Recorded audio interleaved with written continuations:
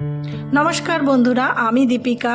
সকলকে happy new year, নতুন বছর সকলের ভালো কাটুক। আজকে আমি আপনাদের কাছে নতুন একটা ভিডিও নিয়ে চলে এসেছি। আলু কাবলি কি কি উপকরণ লাগছে আলু কাবলিটা বানানোর জন্য সেটা আপনাদের কাছে শেয়ার করছি।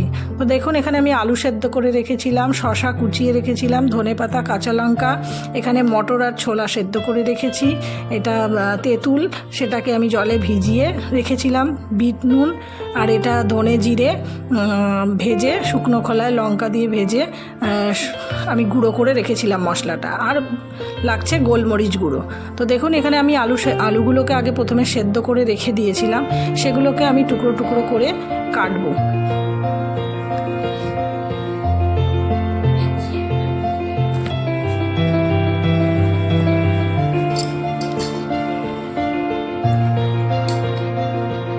আলুগুলোকে খুব বেশি ছোট করব না, মিডিয়াম সাইজেই রাখবো আলুগুলোকে।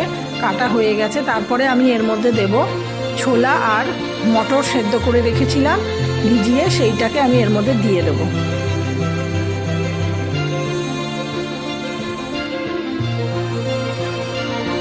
তারপরে দেব হচ্ছে শসা,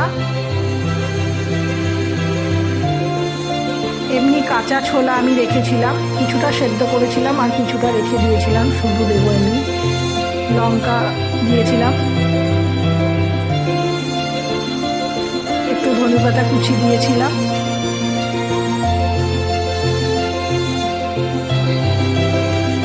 তারপরে তেঁতুল আমি ভিজিয়ে রেখে দিয়েছিলাম, সেটাকে ভালো করে চটকে নিয়ে তেঁতুলের ইয়েগুলোকে চেপে আমি ফেলে দিয়েছিলাম বীজগুলোকে, আর শুধু জলটা আমি দিয়েছিলাম এর মধ্যে।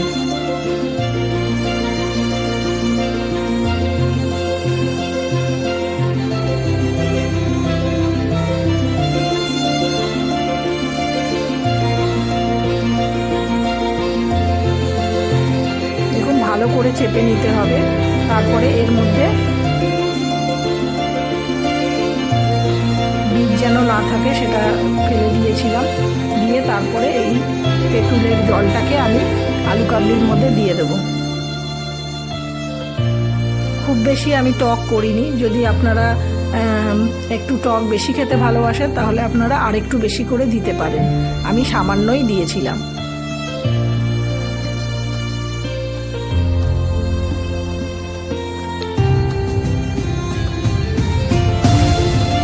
তারপরে এখানে আমি ধনে জিরে শুকনো লঙ্কা শুকনো খোলায় ভেজে মিক্সিং জারে দিয়ে ঠান্ডা করে মিক্সিং জারের মধ্যে দিয়ে তারপরে আমি এগুলোকে গুঁড়ো করে রেখেছিলাম। এই মশলাটা আমি আলু কাবলির মধ্যে দিলে দারুণ স্বাদ হয়। এটা আপনি যে কোনো কিছুর মধ্যেও দিতে পারেন, ধরুন ছোলা মাখিয়ে সেটাতেও দিতে পারেন। সামান্য বিট লবণ দেবো, 2-3 চামচ দেব। আলুগুলো যখন আমি সেদ্ধ করেছিলাম তার মধ্যে কিন্তু সামান্য আমি নুন দিয়ে রেখে সেদ্ধ করেছিলাম, যাতে আলুর মধ্যে নুনটা ঢোকে। তারপরে বিট নুন আমি দিয়েছি।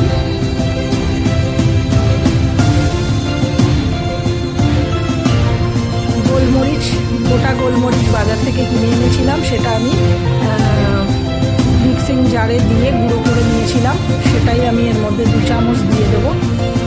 যে যেরকম ঝাল খায় সেই অনুপাতে দিতে হবে। আমি 2-3 চামচ দিয়েছিলাম, তার বেশি দিইনি। আর লঙ্কা আপনারা স্বাদ অনুযায়ী, ঝাল যে যেরকম খাবে সেই অনুযায়ী লঙ্কা আপনারা দিতে পারবেন, আমি সামান্যই লঙ্কা দিয়েছিলাম। তারপরে এটাকে ভালো করে মিক্স করতে হবে। দেখুন, খুব সুন্দর লাগছে দেখতে।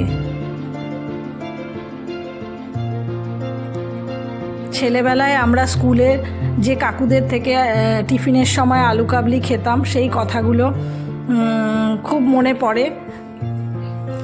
তাই ভাবলাম যে আজকে একটুখানি আলু কাবলি বানিয়ে খাই।